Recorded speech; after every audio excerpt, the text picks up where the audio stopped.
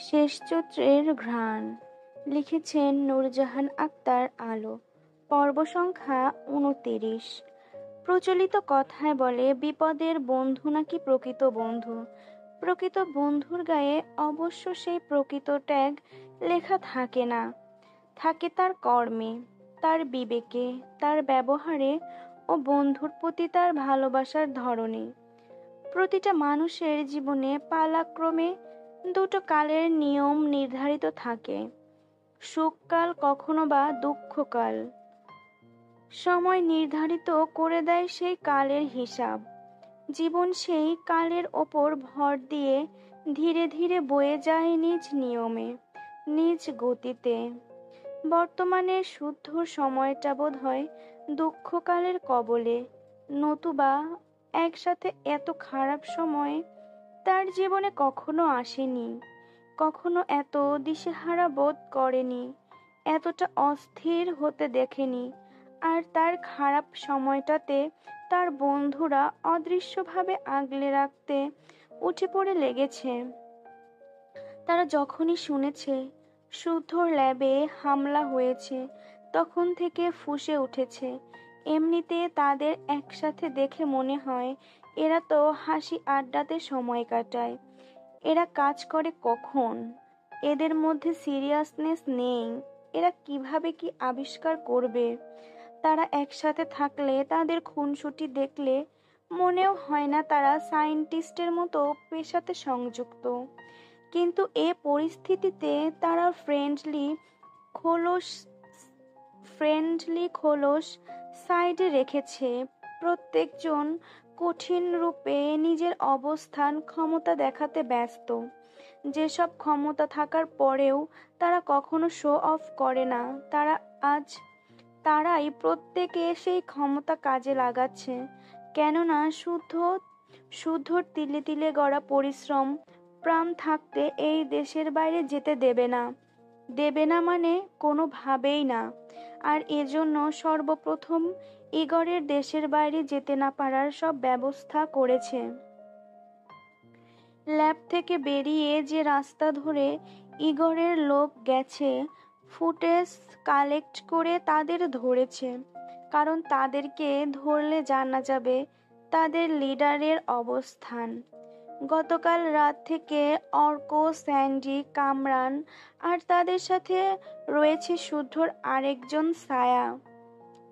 সায়ন, যার কাছে পৃথিবীর উল্টে যাক, তার পরিবার, তার ভাই বোনেরা ভালো থাক, যখনই তার কানে পৌঁছেছে শুদ্ধ এত বড় ক্ষতির কথা, তখন সে যেন খেপা ষাঁড়, মুখের ভাষা লাগাম ছাড়া, রাগ আকাশচুম্বী। ইগরকে গুতিয়ে সমস্ত ফর্মুলা না হাতানো অবধি সেও থামবে না। তবে শীতলের কথা শুনে ছুটে গিয়ে একবার দেখে পুনরায় ফিরে এসেছে। হাসানকে শুদ্ধর কাছে থাকতে বলে অর্ক, স্যান্ডি, সায়ন, কামরান এই চার মূর্তি গোপন কাজ চালিয়ে যাচ্ছে। শুদ্ধর ল্যাবে থাকা প্রতিটা জিনিস তারা সরিয়ে ফেলেছে। ইগর শুধু বেশি বাজেটের ফর্মুলা হাতিয়েছে, আরও আছে যেগুলোর খবর সে জানে না। শুদ্ধ বিপদে সেও জানে এবং আবার ফিরে আসতে পারে। বাঙালি কিংবা অবাঙালির রক্তের মাংসে গড়া মানুষ তো মনে লোভ থাকবেই। আর এই লোভ কারো বিপদ মানা দূর এবং আরো বিপদ ফেলে তার স্বার্থ হাসিলে উঠে পড়ে লাগবে, যেটা ইয়াসিরকে কাজে লাগিয়ে ইগর করতে চাচ্ছে। শীতলকে কিডন্যাপ, শুদ্ধর উদ্ধার করা, এসব এক একটা প্ল্যানের অংশ, যাতে শুদ্ধ শীতলের দিকে ব্যস্ত থাকে আর এ সুযোগে ইগর তার ফর্মুলা হাতিয়ে সরে পড়তে পারে। এ অবধি তাদের দুটো প্ল্যানই সাকসেস। এখন দেশের বাইরে যেতে হবে, পারলে শুদ্ধরও আর কিছুই করার থাকবে না। কিন্তু শুদ্ধ তো একা নয়। শুদ্ধ যেমন কারো বিপদে নিজের সর্বোচ্চ দিয়ে পাশে থাকে, তেমনি তার তারাও দেখিয়ে দেবে শুদ্ধ একা নয়। তার বন্ধুরা ছিল, আছে, দেহে প্রাণ থাকলে ভবিষ্যতেও থাকবে।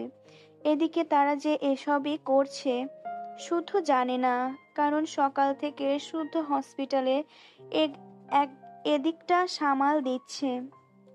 শীতলের বর্তমান অবস্থা তাকে দিশেহারা করে তুলেছে। ঐশ্বর্যের চিকিৎসা নিয়ে আপাতত চিন্তা নেই, কারণ তাকে বেস্ট চিকিৎসার সমস্ত ব্যবস্থা করে দেওয়া হয়েছে।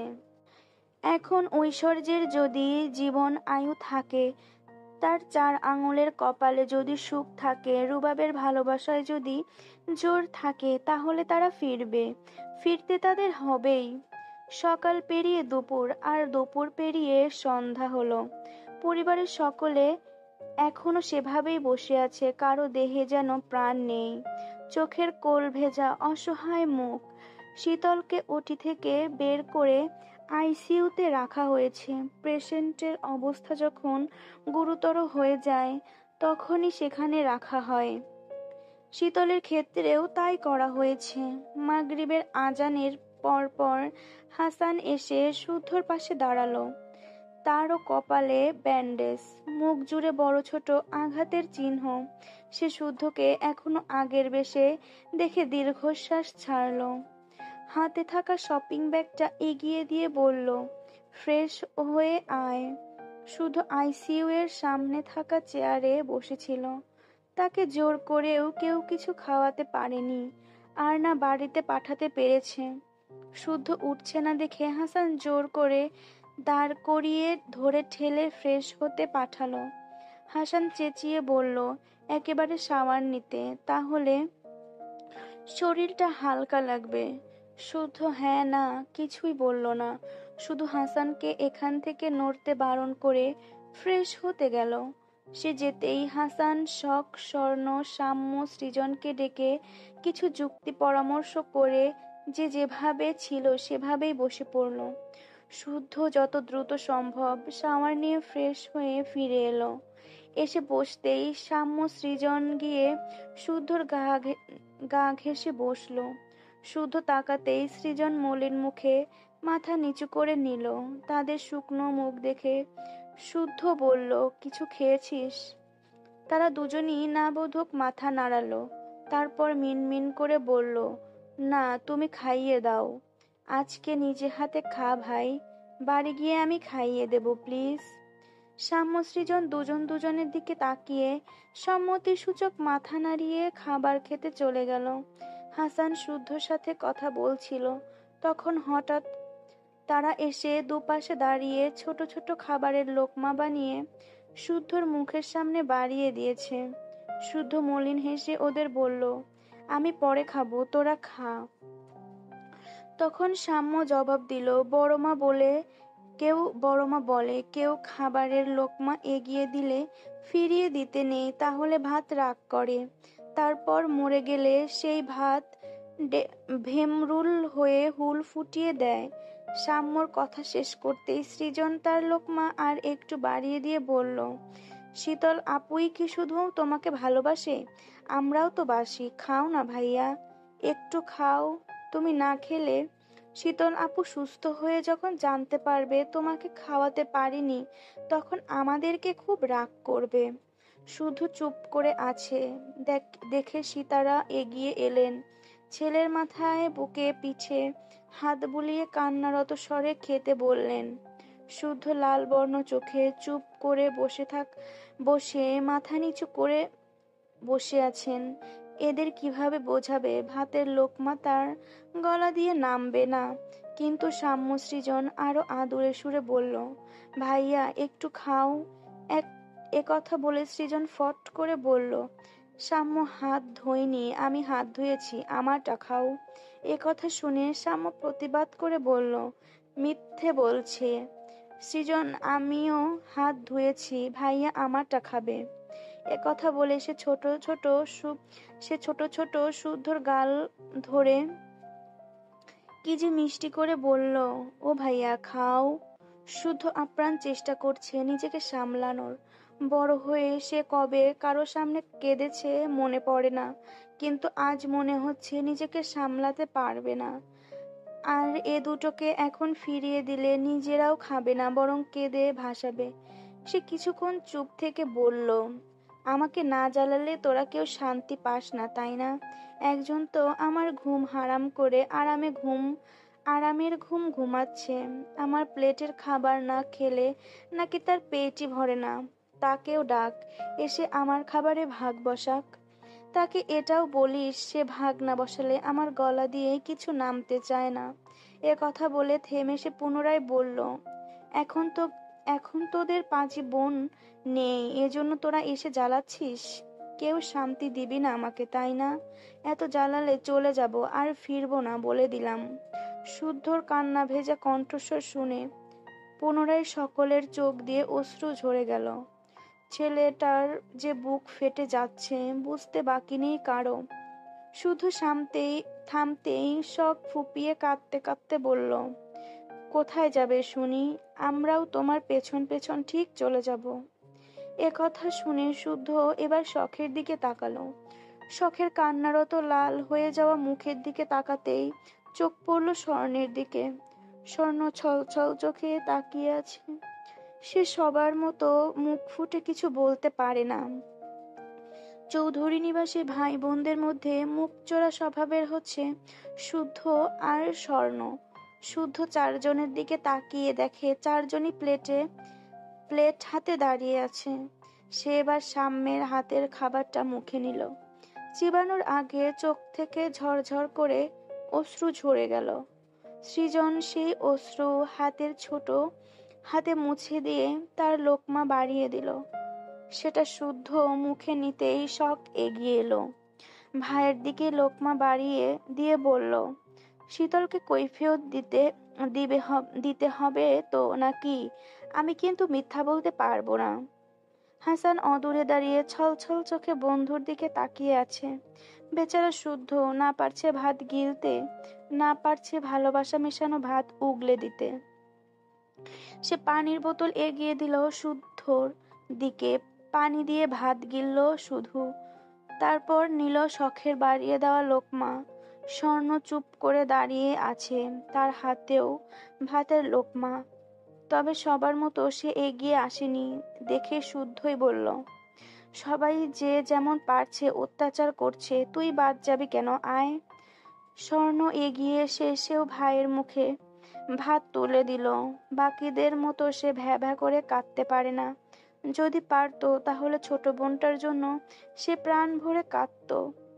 সে এগিয়ে শুদ্ধর মুখে লোকমা দিল, তবে কিছু বলতে চাইলেও বলতে পারল না।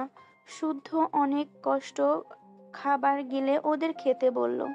কেউ ঠিকঠাক খেতে পারল না, তবে দু একবার মুখে দিয়ে রেখে দিল। এরপর চার ভাই বোন শুদ্ধর পাশ ঘেঁষে কাঁধে মাথা রেখে বসলো। চুপ করে পাঁচ ভাই বোন তাকিয়ে আছে আইসিইউ রুমের দরজার দিকে। অপেক্ষা করছে কখন শীতল উঠে দৌড়ে এসে বলবে, হসপিটালে মানুষ থাকে নাকি? তোমরা আমাকে ওখানে রেখে এখানে কি শলা পরামর্শ করছো? যা করেছো বেশ করেছো, আমার প্রথম থেকে শুরু করো। কিন্তু আফসোস, সে আসবে না। উঠে আসার ক্ষমতা তার নেই। সেভাবে বসে থেকে অনেকক্ষণ কেটে গেল। সারাদিন যেমন তেমন গেলেও সাম্য সৃজন শুদ্ধর হাত আঁকড়ে ধরে তাড়াতাড়ি ঘুমিয়ে গেছে। শুধু দুহাত বাড়িয়ে দুপাশে থেকে বুকে আগলে রাখলো খুব যত্ন সহকারে। সেখানে যাওয়া আসা করতে থাকা নার্স ডাক্তাররাও মুগ্ধ হলেন তাদের ভাই বোনদের এমন ভালোবাসা দেখে। বেশ কিছুক্ষণ পর নার্স জানালো, শীতলের হার্টবিট স্বাভাবিক হচ্ছে। আশা করা যাচ্ছে খুব তাড়াতাড়ি তার জ্ঞান ফিরবে। সত্যি সত্যি তার জ্ঞান ফিরল। ছটফট করে খুঁজতে লাগলো শুদ্ধকে। বাড়ির সবাই একে একে দেখা করে গেল, তবে শীতলের চোখ খুঁজে চলেছে তার বিশুদ্ধ পুরুষকেই। যেই তার সাথে দেখা করতে গেছে তাকে জিজ্ঞাসা করেছে শুদ্ধর কথা। শুদ্ধ শুনল ঠিকই, তবে গেল না। সে যাচ্ছে না দেখে হাসান বলল, যাচ্ছিস না কেন? এতক্ষণ আমাকে টেনশনে আধমরা করে এখন ডাকলেই আমায় যেতে হবে? যাব না। এ কথা শুনে হাসান এবার হেসেই ফেলল। এদিকে রাত অনেক বেড়েছে, হসপিটালের ভিড়ও বেড়েছে। ওটি কিংবা আইসিইউর সামনে এতজনকে রাখা সম্ভব হচ্ছে না। অন্যরা এই নিয়ে ঝামেলা করেছে। পরে বাধ্য হয়ে ম্যানেজার শুদ্ধকে একথা জানালো। শুদ্ধ শুনে সারাফাত চৌধুরীকে বলল সবাইকে নিয়ে চলে যেতে। হাসান থাকবে, সায়ন থাকবে, কোনো সমস্যা হবে না। সায়নের কথা উঠতেই সারাফাত চৌধুরী বললেন, তা সে কোথায়? কি এমন রাজকার্য করে বেড়াচ্ছে যে বিপদের দিনেও ভাইয়ের কাছে এসে বসার সময় পাচ্ছে না? তাকে ডাকো, ডেকে বলো যেখানেই থাকুক এখনই যেন উপস্থিত হয়। ওনার কথা শুনে স্বর্ণ জানালো রাস্তায় আছে, চলে আসবে। যদিও মোটেও তা নয়, আসলে কথা বললে কথা বাড়বে, তাই এ কথা বলে থামালো সে। তারপর শীতলকে আইসিইউর রুম থেকে ভিআইপি কেবিনে নেওয়া হলো। আরেক দফা সবার সাথে দেখা হলো শীতলের। শুধু আবার তাড়া দিতেই ওনারা যাওয়ার জন্য পা বাড়ালেও সিমিন চুপ করে বসে রইল শীতলের হাত ধরে। সবার যাওয়ার কথা শুনে শীতলের হাসিটুকু মুছে গেল। শক্ত করে মায়ের হাত আঁকড়ে ধরল। বড়মার দিকেও করুণ চোখে তাকালো। অনেক কষ্টে বড় আব্বুকে অনুরোধ করলো তাকেও নিয়ে যেতে। এখানে একা থাকতে পারবে না, হসপিটালে থাকতে ভালো লাগে না তার। এসব অবান্তর কথায় সময় যাচ্ছে দেখে শুধু কেবিনে এলো। শীতলের দিকে না তাকিয়ে সবাইকে আরেকবার তাড়াও দিল। শীতল বুঝলো শুদ্ধ থাকবে, তাই সে কোনো কথা বাড়ালো না, বরং সবার যাওয়ার পরপরই শুদ্ধর বুকে হামলে পড়ার অপেক্ষায় রইল। বাকিরা একে একে গেলেও সিমিন এখনো স্থির হয়ে বসে আছেন। মায়ের মন যেতে সায় দিচ্ছে না ওনাকে বসে থাকতে দেখে। তখন শুদ্ধ অন্যদিকে তাকিয়ে বলল, শরীর খারাপ করলে মাকে সামলাবো নাকি মেয়েকে? এর চেয়ে বাড়িতে যাওয়া উচিত। এ কথা শুনে সিমিন ফোলা চোখ তুলে তাকালে শুদ্ধ পুনরায় বলল, আমাকে বিশ্বাস করতে না পারলে থাকতে পারেন। আফটার অল আমি পরের ছেলে, আপনার তো আর কেউ না, হতেও পারিনি কখনো। সিমিন আর কিছুই বলতে পারলেন না। আঁচলে চোখ মুছতে মুছতে সবার সাথে বেরিয়ে গেলেন। শুধু একবার শীতলের দিকে তাকিয়ে নিজেও বেরিয়ে গেল। তারপর নার্স এলো। স্যালাইন বদলে সেই স্যালাইনে ইঞ্জেকশন পুশ করে টুকটাক কথা বলল। শীতল জবাব দিল না, শুধু শুনেই গেল। কথা বলার মাঝে পূর্বের মেডিসিনের প্রভাব চোখে আবার ঘুম নেমে এলো। সারাফাত চৌধুরীদের বাড়ি পাঠিয়ে কেবল কেবিনে প্রবেশ করল শুদ্ধ। সারাটা দিন সবাইকে চিন্তায় ফেলে আবারও শান্তির ঘুম ঘুমাচ্ছে বেয়াদবটা। তার জন্য কয়েক মিনিট একটু অপেক্ষা করাও গেল না। এ আবার নাকি খুব ভালোবাসে তাকে। মনে মনে এসব ভেবে সে কেবিনের দরজা আটকে এগিয়ে গেল শীতলের দিকে। বসলো শীতলের শিয়রে। তারপর শীতলের গালে এক হাত রেখে তাকিয়ে রইল এক দৃষ্টিতে। ইস, আদুরে মুখটা শুকিয়ে আছে, চোখের নিচে বিষণ্ণতার ছাপ। সে একটু এগিয়ে যত্ন করে আদর এঁকে দিল শীতলের কপালের ঠিক মাঝখানে।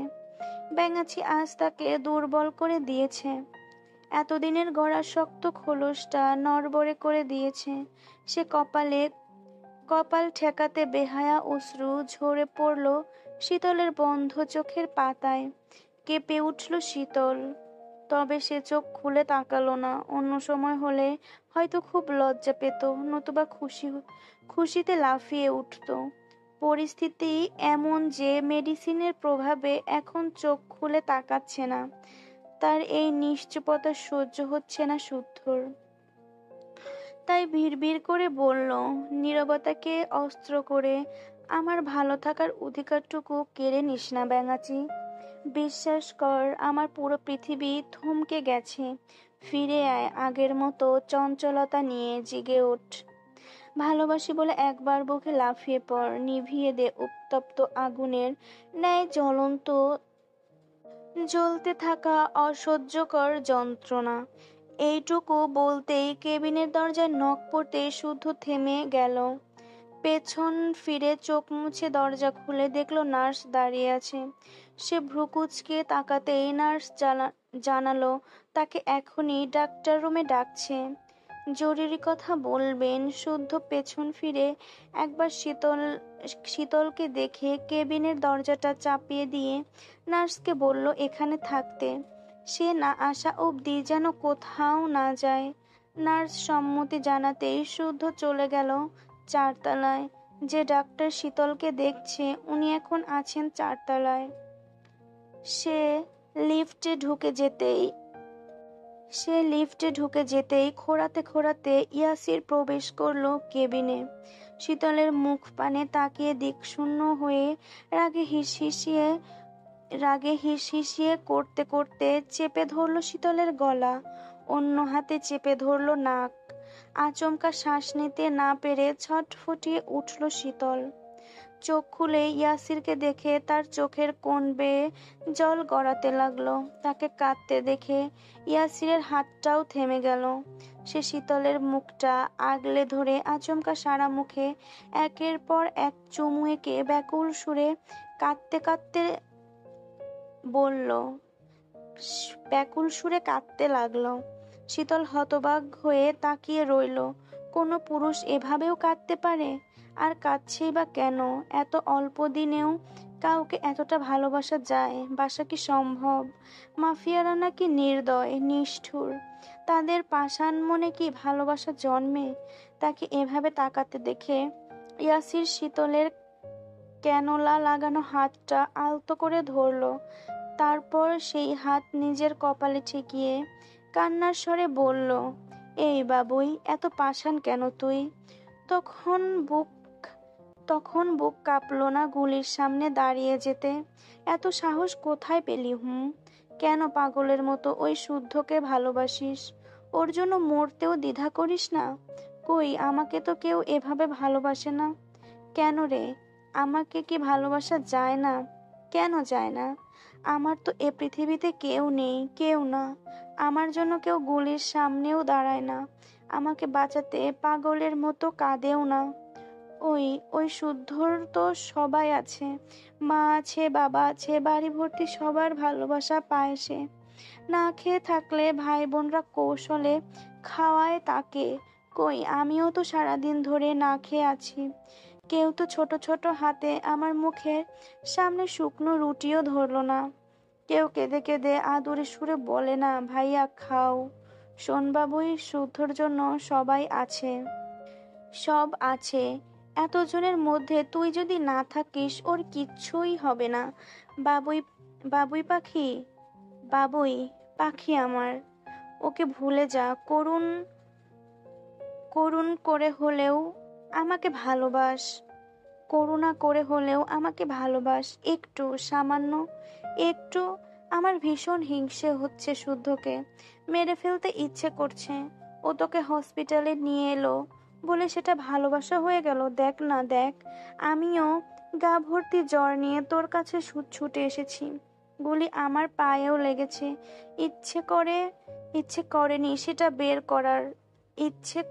সেটা বের করার। শুধু তোকে দেখতে সেই সকাল থেকে চাতক পাখির মতো অপেক্ষা করছি, একা একা ছটফট করছি। তোর কষ্ট দেখে আমারটা কি ভালোবাসা না? ভালোবাসা কোনটা? কাকে বলে ভালোবাসা? হ্যাঁ, বল না, কিভাবে ভালোবাসতে হয়?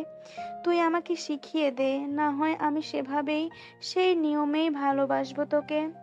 প্রমিস, সেই নিয়মের অবাধ্য হব না, একটুও না, এক ফোঁটাও না। To be continued. কাল লেখিকা আপু কমেন্ট করছিল যে আজকে গল্প দেবে, এবং সেই গল্প পড়ে নাকি হাসতে হাসতে মরে যাওয়ার মতো অবস্থা হবে। কিন্তু আসলে আপু একটু দুষ্টামি করছে। আমার তো আজকে গল্পটা পড়ে, এই পর্বটা পড়ে আমি তো প্রায় কান্না করে দিচ্ছিলাম।